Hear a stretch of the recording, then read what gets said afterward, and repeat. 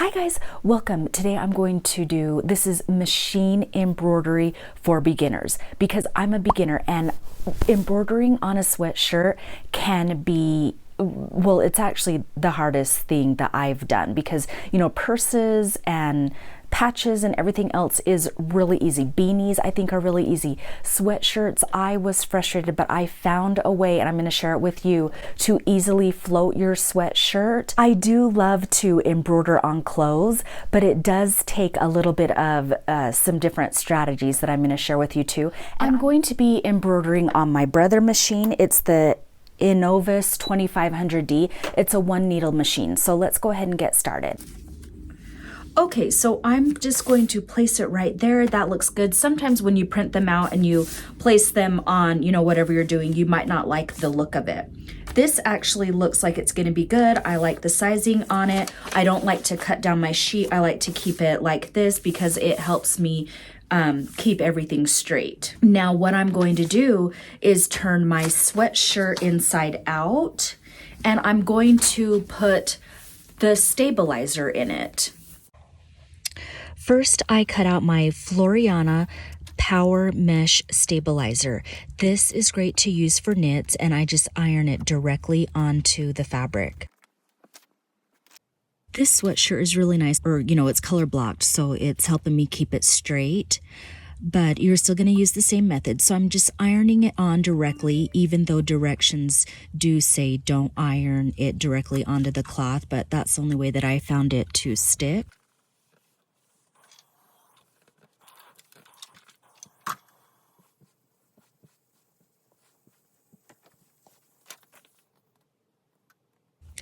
Now I'm just figuring my placement, and I am going to mark the center by using the grids on my paper pattern.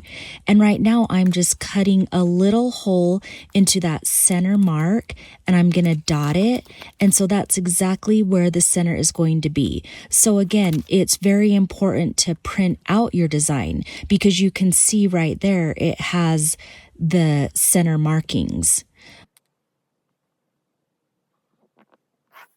Okay, so now I'm going to use my tearaway stabilizer.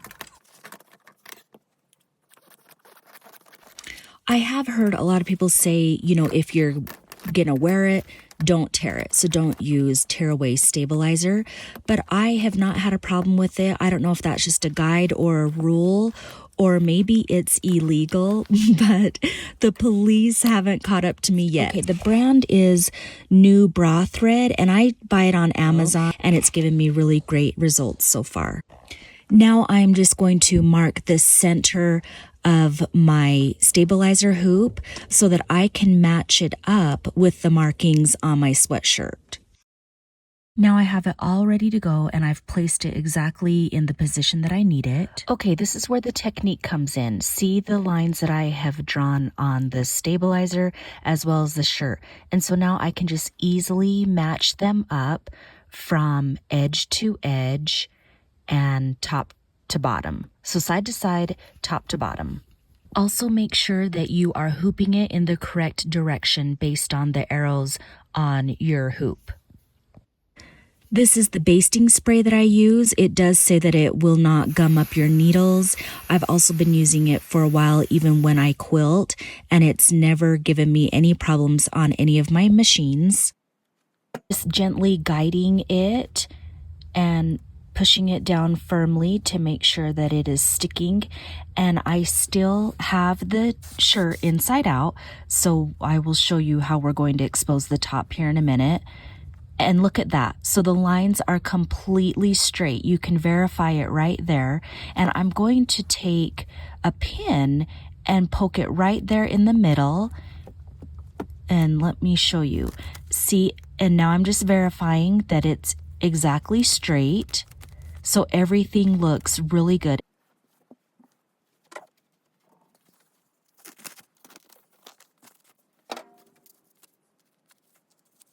And now I'm just measuring my water-soluble topper, and I'm going to place that on there. So I still have that needle sticking up. And this is my garage sale sticker. So I place that on there. That way I know exactly where the middle is. Okay, so we're getting ready to put it under here. A couple of things that might have you lose your because sometimes embroidery can be very frustrating. You want to make sure that you have enough bobbin thread. I'm still new to this, so you let me know what else would cause you to lose it. Another thing that I have found is there's been times when I have forgot to put my top stabilizer on. So I've already got that on. Another thing here, we've got it positioned in the right direction. We're gonna put it under this. It's gonna be kind of finagly, but you can see a lot of bulk right here. I'm not even gonna try to open up this middle part right now. I'm just sliding this under my machine like that.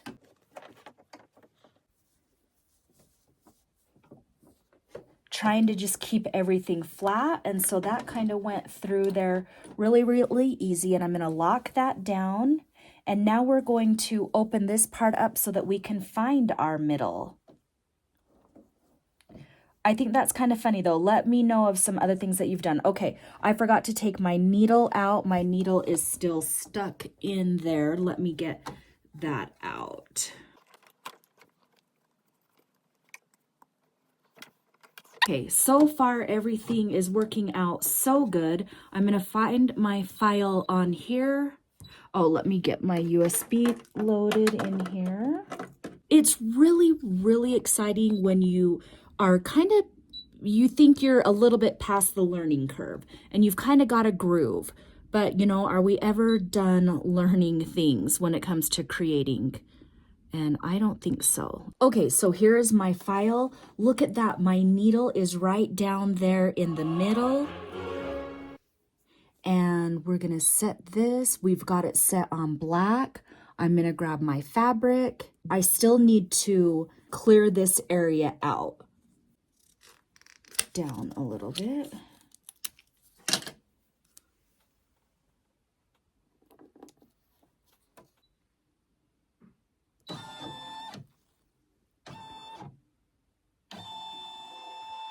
Okay, so everything is going as planned. So now I'm going to do my basting stitch.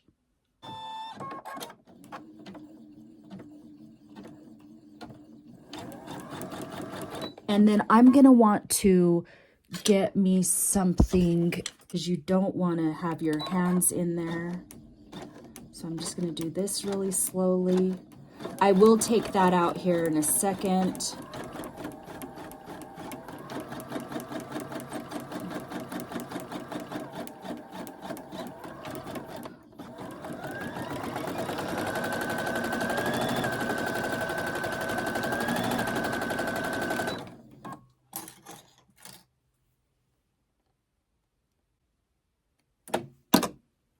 I won't be as finicky and paranoid after I get all of these, the fabrics placed. But see, I don't really need to lay my fabrics down right now. It's going to do all my applique positioning right now.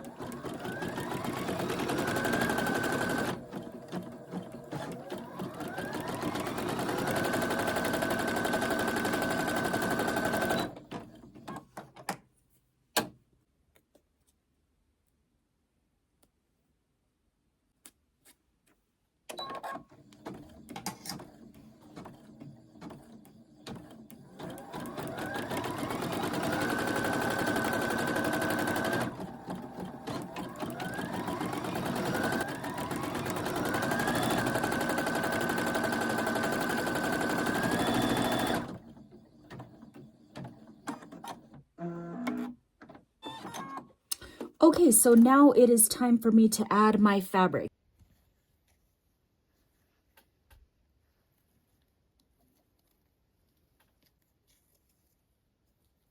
And I stuck some of that basting spray on it.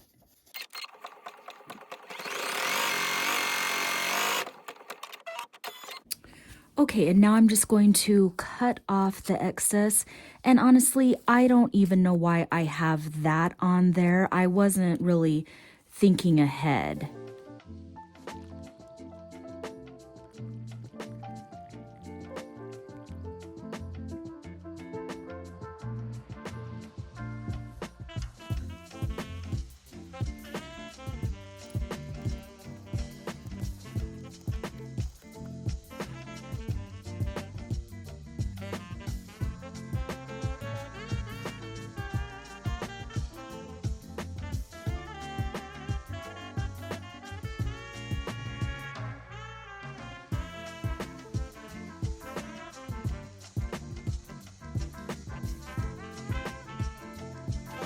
Okay, so this part is just really kind of time consuming.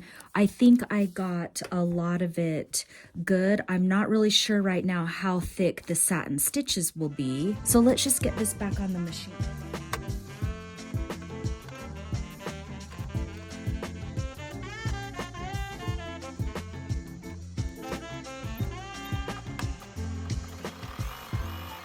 This is where the stitches are going really fast. So I need to make sure that I don't get any of this caught up in those stitches because, oh man, it happened to me the other day. And it was kind of sad. And then I need my tool.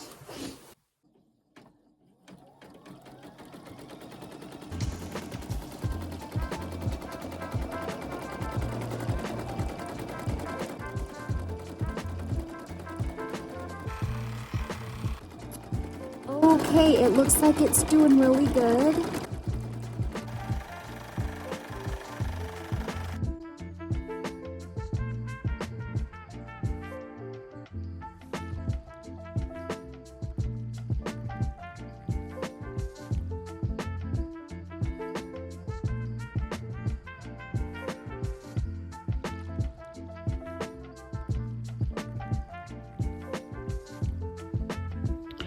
So here is the finished stitch out, and I don't really like it. I'm not sure what is going on. If it's the stitch out or if I did something wrong, I kind of want to repeat that whole process.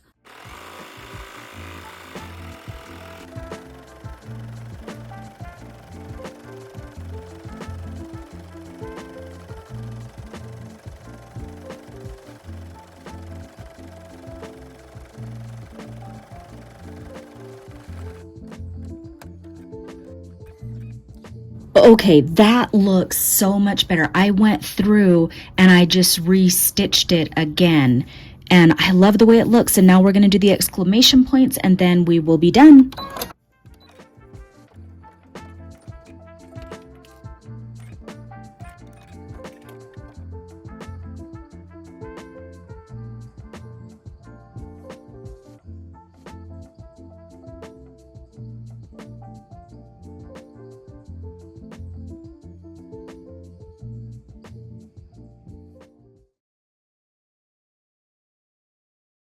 Here we are. It's not my favorite, but you know what? It's on there straight. I'm not the best at applique. And I almost feel like maybe if I made the font a little bit bigger, it would be easier for me to get into the little areas. And maybe I just didn't pick the right fabric. Okay, and then also just an update, I made that font again because I was like, not sure about the stitch out, but I love the stitch out. I'm just not the best with embroidering yet. But this is another one that I made for my daughter, and I've watched it a few times and I love the stitch out. It's really pretty stitches, and I purchased this off of Etsy, and the store name is called Stitching Bundles. If you want to purchase this one, it's the Varsity College Applique, but see, you don't need to do applique. You can just stitch it out without putting any fabric in it. So I really do love that font. And then this one I made using the same floating technique. And this is just a font that came with the Embroidery software because that's the software I use. And this one is called University. This one is called University. I also made that sweatshirt right there that says festive. And that one is a Linny Penny font. So I will put that one down here as well. And I'll try to put the names of the fonts in my descriptions tab as well. I also have... This one is another fun one that I made for my daughter. And I'm using the same technique right here where I use my sticker to ensure the center placement. And I'm going to attach the water soluble topper. And you'll see right here, let me show you. It keeps all the stitches on top and it just keeps it beautiful. best day ever. And this font, it's called a bubblegum font, and I'll put the name of the person down here below. And then I love this one that says Whitney. This is a great example of when you would use the water soluble topper. It helps the stitches lay nice and neat on the top rather than sinking into the fibers. That one is a really dainty stitch out, and it's called Bella, and that I also found on Etsy as well. If you enjoyed this embroidery video, make sure that you check out I do have an embroidery playlist so you can get a lot more inspiration. Thank you so much for watching, and I will see you in my next video. Bye guys.